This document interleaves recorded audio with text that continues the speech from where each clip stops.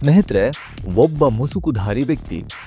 ಆತನ ಮೇಲೆ ಇಡೀ ಕರ್ನಾಟಕ ಮಾತ್ರವಲ್ಲ, ಇಡೀ ದೇಶದ ಕಣ್ಣು. ಯಾರವನು? ಅವನ ಹೆಸರೇನು? ನೋಡೋದಕ್ಕೆ ಆತ ಹೇಗಿದ್ದಾನೆ? ಏನೇನೂ ಗೊತ್ತಿಲ್ಲ. ಇದನ್ನ ತಿಳಿದುಕೊಳ್ಳೋ ಕುತೂಹಲ ಕೂಡ ಬಹುತೇಕರಿಗಿಲ್ಲ. ಯಾಕೆಂದ್ರೆ ಆತ ಯಾರು ಅನ್ನೋದಕ್ಕಿಂತ ಹೆಚ್ಚಾಗಿ ಆ ಅನಾಮಿಕ ಮುಸುಕುಧಾರಿ ಮಾಡಿದ್ದ ಆರೋಪ, ಕೊಟ್ಟಿದ್ದ ದೂರು, ಇವುಗಳ ಮೇಲೆಯೇ ಎಲ್ಲರ ಗಮನವಿದೆ. ಆದರೆ ಈಗಿಲ್ಲಿ ಅನಾಮಿಕನ ರೀತಿ ಮಾಸ್ಕ್ ಹಾಕೊಂಡು ದಿಢೀರಂತ ಪ್ರತ್ಯಕ್ಷನಾಗಿದ್ದಾನಲ್ಲ, ಈ ವ್ಯಕ್ತಿ ಯಾರು ಅನ್ನೋದು ಅಲ್ಲಿನ ಸ್ಥಳೀಯರಿಗೆ ಗೊತ್ತಿದೆ. ಭೀಮಾ ಅಂತ ಕರೆಯಲಾಗ್ತಾ ಇರೋ ಆತನ ನಿಜವಾದ ಹೆಸರೇನು, ಆತನ ವ್ಯಕ್ತಿತ್ವ ಎಂಥದ್ದು, ಎಲ್ಲವೂ ಆ ಭಾಗದ ಜನರಿಗೆ ತಿಳಿದಿದೆ. ಅದರಲ್ಲಿಯೂ ಈಗ ಅಲ್ಲಿನ ಮಾಜಿ ಅಧ್ಯಕ್ಷರೊಬ್ಬರು ಮಾಡ್ತಿರೋ ಆರೋಪವನ್ನ ಕೇಳಿದ್ರೆ ಸುಳ್ಳೇ ಬಂದು ಸತ್ಯವನ್ನ ನಾನು ತೋರಿಸ್ತೀನಿ ಅಂತಿದ್ಯಾ ಅನ್ನುವಂತಹ ಅನುಮಾನ ಕಾಡೋದಕ್ಕೆ ಶುರುವಾಗಿದೆ. ಹಾಗಿದ್ರೆ ಯಾರೀ ಸೋಕಾಲ್ಡ್ ಭೀಮಾ? ಆತನ ಬಗ್ಗೆ ಅಲ್ಲಿನ ಸ್ಥಳೀಯರು ಹೇಳಿದ್ದೇನು?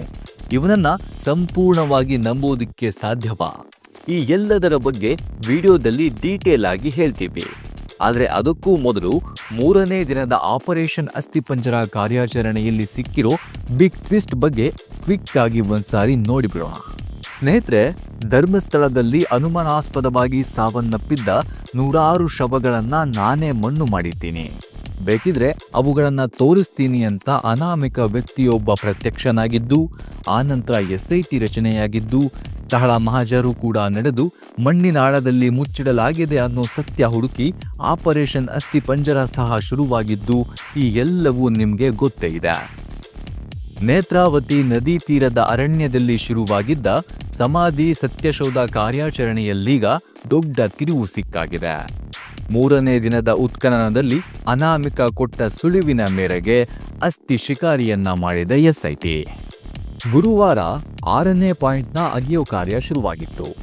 ಮೊದಲೆರಡು ದಿನದ ರೀತಿಯೇ 3ನೇ ದಿನವೂ ವ್ಯರ್ಥ ಪ್ರಯತ್ನ ಆಗುತ್ತಾ? ಅನಾಮಿಕನೇನಾದ್ರೂ ಸುಳ್ಳು ಹೇಳ್ತಿದ್ದಾನ ಎನ್ನುವ ಸಹಜ ಅನುಮಾನ ಹಾಗೂ ಪ್ರಶ್ನೆಗಳಿದ್ವು. ಆದರೆ 6ನೇ ಪಾಯಿಂಟ್ನಲ್ಲಿ ಸಿಕ್ಕೇ ಬಿಡ್ತು ಅಸ್ಥಿಪಂಜರದ ಅವಶೇಷ.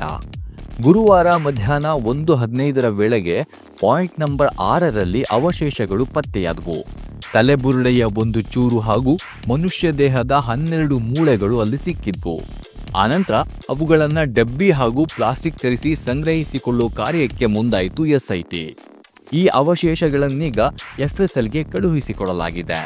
ಅಲ್ಲಿ ಇದು ಯಾವ ಸಮಯದ ಅವಶೇಷ, ಇದಕ್ಕೆ ಏನಾಗಿತ್ತು, ಹೀಗೆ ಹಲವು ಆಯಾಮಗಳಲ್ಲಿ ಪರೀಕ್ಷೆ ನಡೆಯಲಿದೆ. 6ನೇ ಪಾಯಿಂಟ್ನಲ್ಲಿ ಅಸ್ಥಿಪಂಜರಗಳ ಅವಶೇಷ ಸಿಕ್ಕು ಅವುಗಳನ್ನು ಸಂರಕ್ಷಿಸಿ FSLಗೆ ಕಳುಹಿಸಿ ಕೊಟ್ಟರೂ ಸಹ ಅದೇ ಪಾಯಿಂಟ್ ನಂಬರ್ 6ಅನ್ನ ಇನ್ನಷ್ಟು ಆಳಕ್ಕೆ ಅಗೆಯಲಾಯಿತು. ಅನಾಮಿಕನ ಮನವಿ ಮೇರೆಗೆ SIT ಸುಮಾರು 9 ಅಡಿಗಳ ತನಕ ಅದೇ ಸ್ಥಳದಲ್ಲಿ ಮಣ್ಣನ್ನ ಹೊರತೆಗೆಯೋಕೆ ಮುಂದಾಯಿತು. ಅದಕ್ಕಾಗಿ ಹಿಟಾಚಿಯನ್ನ ಸಹ ಕರೆಸಿಕೊಳ್ಳಲಾಯಿತು. ಆದರೆ ಆರಂಭದಲ್ಲಿ ಸಿಕ್ಕಂತಹ ಒಂದಿಷ್ಟು ಅವಶೇಷಗಳನ್ನ ಹೊರತುಪಡಿಸಿದ್ರೆ ಆ ಪಾಯಿಂಟ್ನಲ್ಲಿ ಹೆಚ್ಚಾಗಿ ಬೇರೇನೂ ಸಿಗಲಿಲ್ಲ. ಇನ್ನು ಆರಂಭಿಕ ಪರೀಕ್ಷೆಗಳ ಪ್ರಕಾರ ಅಲ್ಲಿ ಸಿಕ್ಕಿರೋದು ಗಂಡು ಶವದ ಅವಶೇಷ ಎನ್ನಲಾಗ್ತಿದೆ. ಇಷ್ಟೆಲ್ಲದರ ಮಧ್ಯೆ ಈಗಲ್ಲಿ ಬಂದಿದ್ದಾನಲ್ಲ ಅನಾಮಿಕ ವ್ಯಕ್ತಿ, ಆತನ ಜಾತಕ ಬಿಚ್ಚಿಡೋ ಕೆಲಸವನ್ನ ಧರ್ಮಸ್ಥಳದ ಮಾಜಿ ಅಧ್ಯಕ್ಷ ಕೇಶವ್ ಗೌಡ ಅನ್ನೋರು ಮಾಡಿದ್ದಾರೆ. ಅನಾಮಿಕ ಹೇಳಿದಂತೆ ಅಲ್ಲಿ ಏನೂ ಕೂಡ ನಡೆದಿಲ್ಲ. ದೂರುದಾರ ಯಾರೆಂದು ಧರ್ಮಸ್ಥಳದವರಿಗೆ ಗೊತ್ತಿದೆ. ನಟೋರಿಯಸ್ ಕೆಲಸ ಮಾಡಿದ್ದಕ್ಕೆ ಉಚ್ಚಾಟನೆ ಆಗಿದ್ದ. ದೂರುದಾರ ಹೆಣದ ಮೇಲಿನ ಹಣ ಹಾಗೂ ಚಿನ್ನವನ್ನ ಕರೀತಾ ಇದ್ದ. 50 ಶವ ಸಿಗೋದಕ್ಕೆ ಮಹಾಭಾರತ ಯುದ್ಧ ಇಲ್ಲೇನಾದ್ರೂ ನಡೆದಿತ್ತ? ಅನಾಮಿಕನ ದೂರಿನಂತೆ ಕೊಲೆ ಮತ್ತು ಅತ್ಯಾಚಾರ ಏನೂ ಆಗಿಲ್ಲ. ಮೊದಲು ದೂರುದಾರನ ಮಂಪರು ಪರೀಕ್ಷೆ ಮಾಡಬೇಕು. ಈ ಷಡ್ಯಂತ್ರದ ಹಿಂದೆ ಯಾರಿದ್ದಾರೆಂದು ನಮಗೆ ಗೊತ್ತಿದೆ.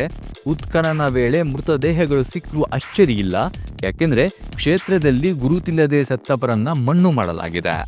SIT ಮೂಲಕ ಈ ಎಲ್ಲಾ ರೀತಿಯ ಸಮಗ್ರ ತನಿಖೆಯಾಗ್ಲಿ, ಎಲ್ಲರ ತನಿಖೆಯೂ ಆಗ್ಲಿ, ಎಲ್ಲ ಸತ್ಯಗಳು ಹೊರಬರಬೇಕು ಎಂದು ಧರ್ಮಸ್ಥಳದ ಗ್ರಾಮ ಪಂಚಾಯಿತಿಯ ಮಾಜಿ ಅಧ್ಯಕ್ಷ ಕೇಶವ್ ಗೌಡ ಅನ್ನೋರು ಆಗ್ರಹಿಸಿದ್ದಾರೆ. ವೀಕ್ಷಕರೇ, ಈ ಬಗ್ಗೆ ನಿಮಗೆ ಏನನ್ಸುತ್ತೆ? ಭೀಮನ ಬಗ್ಗೆ ಇಲ್ಲಿ ಅನುಮಾನಗಳು ವ್ಯಕ್ತವಾಗ್ತಾ ಇರೋದ್ರ ಕುರಿತಾಗಿ ನಿಮ್ಮ ಅಭಿಪ್ರಾಯ ಏನು ಅನ್ನೋದನ್ನ ಕಮೆಂಟ್ ಮಾಡಿ ತಿಳಿಸಿ. ನಮಸ್ಕಾರ.